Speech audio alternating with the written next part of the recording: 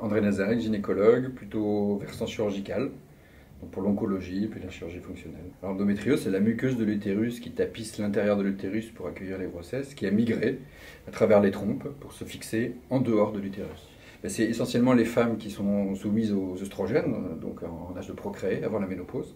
Donc à partir de la puberté jusqu'à la ménopause. C'est des douleurs type crampoïde pendant les règles ou quelques jours avant les règles qui peuvent être très très difficiles à supporter. Ensuite, en fonction de la gravité d'endométriose et de la localisation, il peut y avoir d'autres symptômes. Ça peut être une endométriose de la vessie, ça peut être du tube digestif, du rectum. On peut avoir une endométriose superficielle et avoir très mal, et une endométriose très sévère et pas avoir mal. Je dirais qu'une patiente jeune qui a ses règles et qui commence à rater l'école à cause des douleurs ou qui ne peut pas faire ses activités normalement à cause des douleurs pendant les règles, ça justifie d'aller consulter. Alors, il y a plusieurs façons de la prendre en charge. Il y a les traitements des médicaments, ça peut être des antidouleurs de manière générale, ou ça peut être des hormones spécifiques qui bloquent le développement de l'endométriose, ou ça peut être la chirurgie, ou l'association des deux. Ça dépend du type, du stade, des symptômes, et puis du désir de grossesse. On ne prend pas en charge les patients de la même manière.